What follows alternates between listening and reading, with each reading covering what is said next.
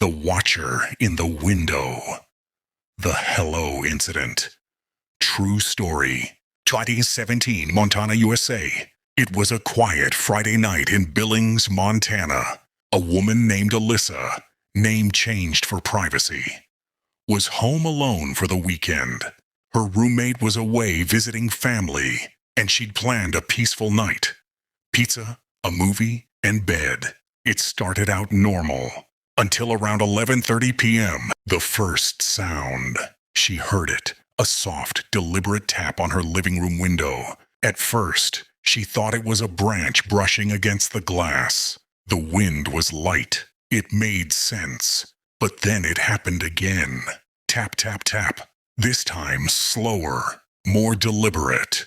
Her apartment was on the ground floor, facing the parking lot, just a few feet from the window. She turned off the TV and listened. Silence. The shape outside.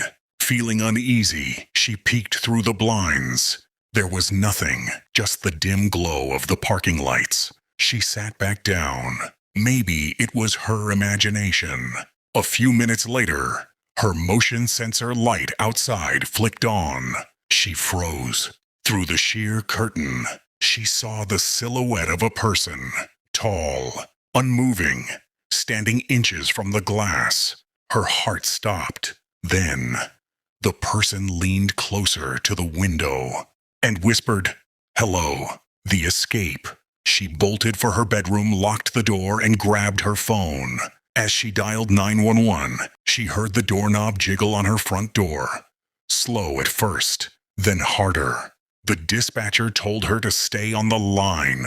Within minutes, police sirens echoed outside. When officers arrived, they found footprints in the snow leading to her window and front door, but none leading away. The man had disappeared. The aftermath. The next morning, police discovered something terrifying. Behind her apartment, under her bedroom window, they found a small pile of cigarette butts and empty water bottles.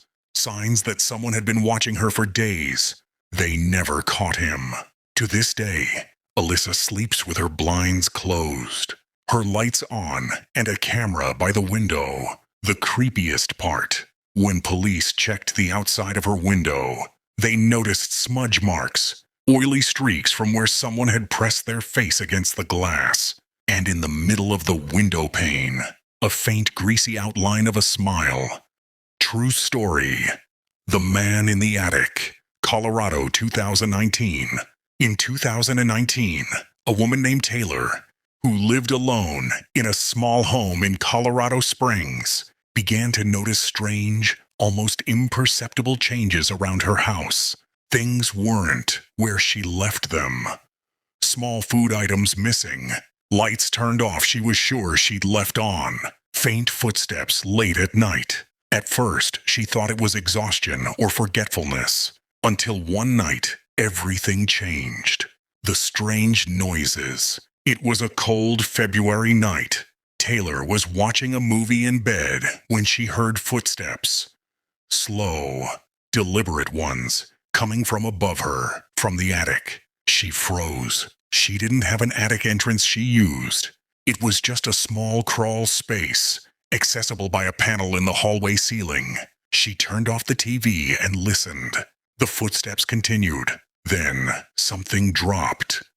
A faint thump followed by silence. Her pulse started to race. She called her friend, whispering that she thought someone was inside her house. Her friend told her to get out now. The escape. As she grabbed her keys and shoes, she heard it. The creak of the hallway floor. Someone was moving down the steps. Taylor sprinted out the door and into her car, locking it immediately. From the driver's seat, she called 911. She could see her front door slightly ajar, just enough to make her stomach drop. When police arrived, they searched the house. The rooms were empty. Nothing seemed out of place. Then, one officer noticed the attic panel was slightly shifted, with fresh fingerprints on it. The discovery. When they climbed up and shone a flashlight inside, what they found was like something from a horror movie. There was a sleeping bag, food wrappers, a half-empty water bottle, and even a journal. Someone had been living in her attic, quietly coming down during the day when she was at work, stealing food, using her shower, and watching her sleep at night. The journal contained entries about her, describing her routines, the clothes she wore, and when she left the house. The aftermath. The intruder turned out to be an ex-boyfriend she hadn't seen in months. He'd been hiding in her attic for nearly 3 weeks, entering through a small back window. Police said if she hadn't left the house that night, the situation could have ended far worse. Taylor moved out shortly after and said she still can't sleep without checking every room and every ceiling before bed. The real horror. The attic wasn't just a hiding place. It was a trap above her head, and she'd been sleeping beneath it every night. Sometimes she swore she could hear faint breathing through the ceiling vents, and now she knows she really did. True story. The Voice Under the Bed, Ohio, 2020. In early 2020, a 24-year-old woman named Megan Taylor, name changed for privacy, had just moved into a small apartment in Columbus, Ohio. It was her first time living alone. She loved it. The freedom, the quiet, the independence, until one night, the quiet turned into something else entirely. The strange texts.